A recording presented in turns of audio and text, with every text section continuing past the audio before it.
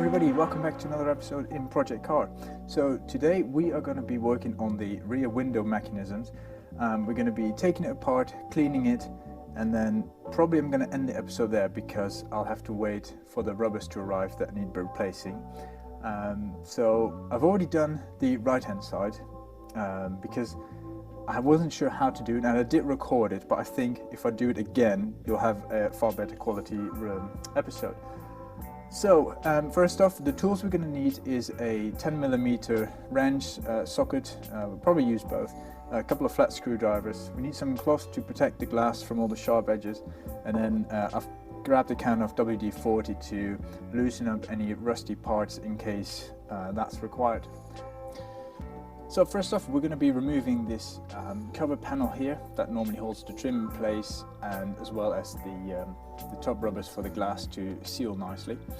So first step is the two nuts that hold the panel in place, and they're simple size 10. He says simply, but there we go. So it appears that instead of the nut coming off, it's the other side that has undone itself, so we'll do the other one as well. There we go. So what we're left with, so in this case the right hand side came off on this particular end. The left hand side still has the bolt that you can just see here coming through. So we'll take that off in a minute and then put them in the box for safekeeping. That will be sandblasted and then repainted before assembling it again. So now you can see what's there. So we've got a little bit of fabric here protecting the glass, or stopping vibrations more likely, between the panel and the main frame. So we'll put that to the side. So then we're left with the motor, but we can't remove that until we get from the other side. So in order to do that, we need to remove the glass. So that's going to be the next step. So we're going to flip the window around. Just make sure you don't damage your glass. Always make sure you've got something in between the glass and the frame to protect it. Now you should be able to see, yeah, there are two nuts on the mounting panel here. There's one here, there's another one there, and these are actually little bolts that come through from underneath. So we're going to use our wrench this time, size 10, and we're going to undo those two. You can get in from the side underneath, either at this end and vice versa on this end. It's a little bit fiddly, but you should be able to get to it. It might be easier to just flip it round again. So now that we know where the two bolts are, we're just going to remove them using the 10mm wrench. That's one done. Now we need to do the other one. Slightly more difficult to access, but shouldn't be a problem. Now I hear you think there must be an easier way to do this, and there probably is if you are able to move the window or change it up and down so that the bolts line up with one of the holes in the panel. You can just go through it with your socket. Unfortunately, because my motors don't run that well, and if you might remember from when we removed them, someone had to lean on the window to make them go up and down. I've decided to do it this way because for me it's easier, but you might want to move it and then get access through the holes. Right, so now that the bolts are out, we'll flip it round and then we'll gently start to remove the glass. So now we've removed the bolts, we can remove the glass. Now the previous one was really stuck because the rubbers have deteriorated really well, and the panel started rusting a little bit, so it's pretty gunked up in there. So we'll have to wiggle it a bit. That's why I got the WD-40 out. So I'm just going to spray it a little bit, just to hopefully loosen things up a bit. It's quite a messy job, so hopefully this will motivate it to come out a bit better.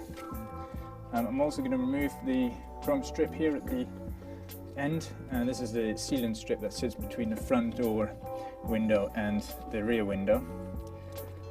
Just gently pull that off. Just remember it's a chrome strip, so you want to be careful with it.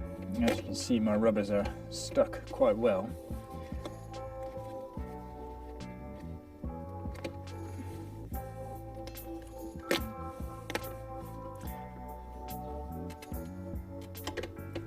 There you go.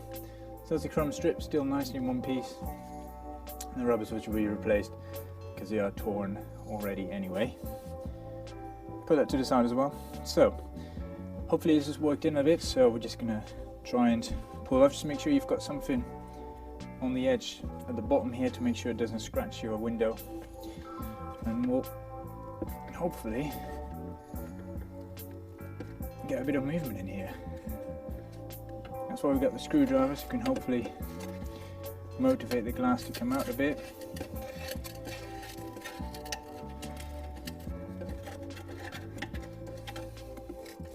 So you can see all I'm doing is gently wiggling it back and forth just to loosen up whatever is holding it in place, but really, aside from all the gunk in there, there shouldn't be anything.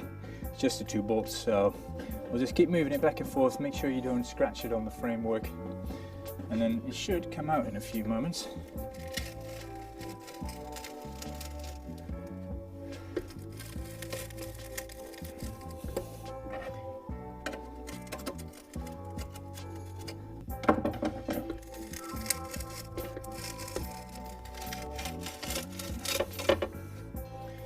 And there we go.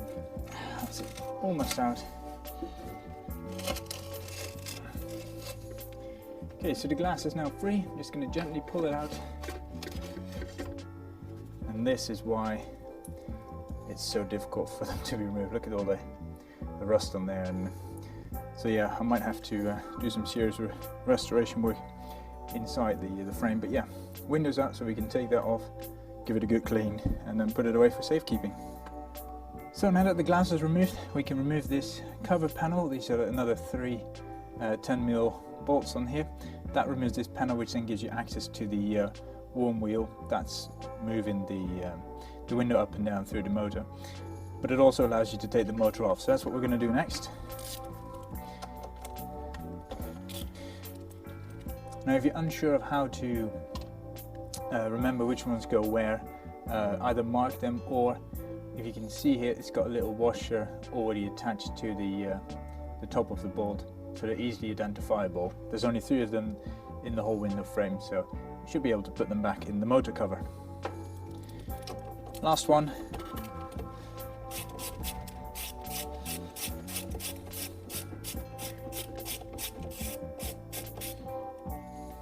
There you go. That then takes off the cover. That can do with a good clean. Beware, there's a little rubber, what do you call it? Rubber cap here. So if you decide to sandblast it or use some aggressive materials, then that might disappear. So just a heads up there. So you can see here, maybe you can see it on the camera, hopefully. That's the warm wheel I was on about. So if we just give it a little tap, then the motor falls out. So there you go, that's the E9 electric motors. A lot of people replace them with the, I think it's an E28, because it's better, quicker, stronger. I'll see if I can refurbish these. If they still work properly, then I might just use them, because I don't think I'll be using my rear windows that much. I'll show you in a little bit how to do that, and we'll open the cover plate, have a look inside, and we'll also connect it to the battery using my power probe, just to power it up, see if it works. So I'll put that to the side for now. Last but not least, we need to remove this mounting panel here, which held the glass in place. It's got the old rubber still on it. In order to do that, we need to flip the panel around again. Up again. As you can see, it's really messy. I've got rust, dirt, parts of rubber everywhere. While we're on this side of the window, I am going to show you what these things are.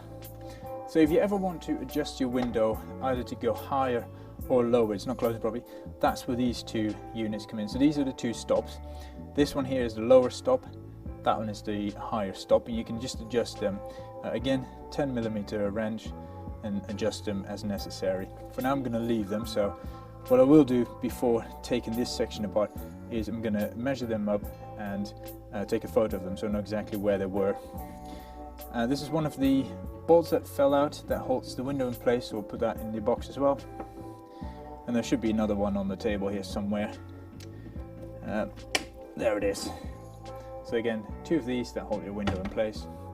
The trick in removing that one is to get the 2 blocks that slide through your rails down here so you can take them off. So we're just gonna push them down. As you can see, they're really dirty and it's costing me a lot of effort and force to move them, unfortunately. It also doesn't help that I'm trying to push against the lower stop. So what I'll do is I'll just slide it up a little bit, remove this particular stop.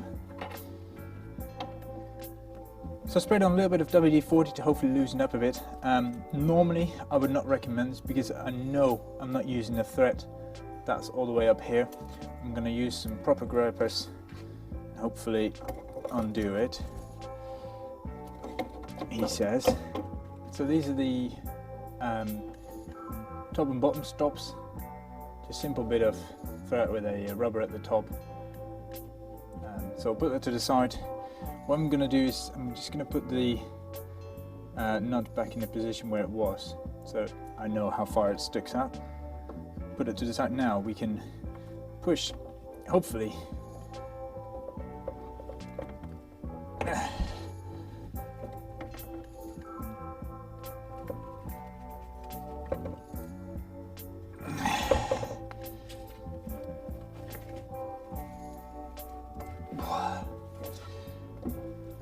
So now that the bottom stop is removed, we can push the mount section all the way down so we get access to the 2 rail guides. Now, I mean, they're really dirty and hopefully you can see it. I'll just lift it to the camera a bit. So you can see the 2 blocks here. And there's various, I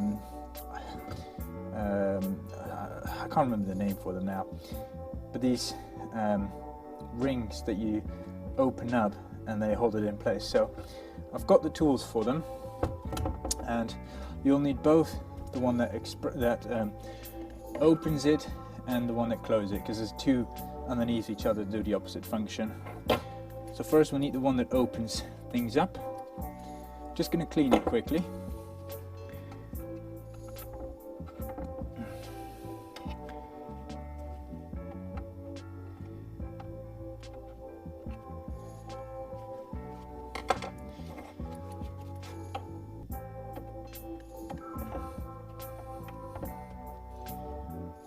So these are the ones I'm talking about, and just make sure you get a in focus picture here. Let's put that one to the side, and we can then remove the cover ring. So that one sits underneath it, and then you can just see inside. There's the one that you have to squeeze together in order to get room out of it. So that's that one. Let's just make sure you can see it. There you go. So yeah, you squeeze that one together and then you can pop that out. And now we are able to remove said guide block. There's one. Needs a good clean. You also just saw that this popped back because obviously there's tension on the spring to push it back up. So thankfully we can still access this one. So we'll do the same on the other one. It appears that one is already missing the bigger ring, unfortunately. So we'll just remove the inside section. That's it. And hopefully we can pop him out as well.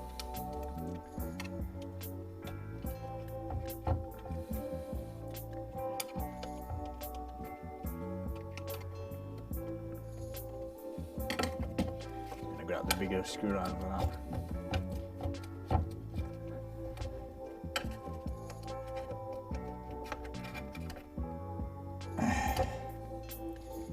Again, one dirty piece.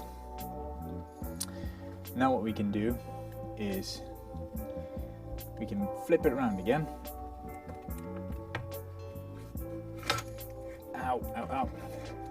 yeah, I forgot this with the other one as well. As soon as you lift it out, obviously the tension on the spring is going to get you, so just be very careful you don't get your finger stuck as it spins back round.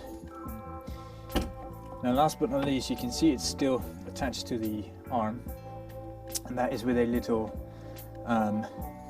yeah, I call it the little bullet thingies. Let me get the other one.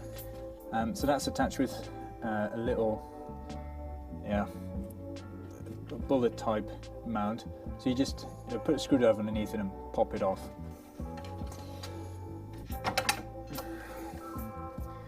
And that's it. That is the disassembly of the rear window mount completed. So next step is to remove this rubber that's completely gunged up, deteriorated, needs replacing. We're going to clean the guide rail blocks. We're going to clean this one up so that everything is moving smoothly again. Re-grease whatever is needed. It appears to me that these are attached by a similar type of mount, so you could technically remove them if you wanted to. I'm just going to leave them, clean them, and then put things back together again. Last but not least, I said we're going to have a little look at the motor before we start cleaning the other part. So first off, we're going to undo the cover plate, have a quick look inside, see what the condition of it is. And that's done by 3 screws and a flat screwdriver.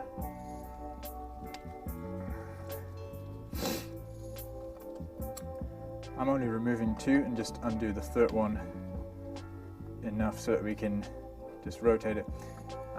That to me looks very good. It's nice and clean, well greased still, almost as if this has been refurbished already. So I'm just going to close this one up again and leave it as it is. So that's him now mounted up again. Obviously he needs cleaning, but we're going to give him a quick test spin using the prongs at the bottom and the power probe to power it. So how does the motor works? Put power to the top 2, it spins one way. Obviously you put the power on the bottom 2, spins the other way. So I'll show you using a bit of power on it. Here we go, here's my power probe. So I'm going to put neutral on one end, and obviously I'll then provide power to the other end. Spin it around one way, turn on the bottom prongs, sorry, other way around, and it goes opposite direction.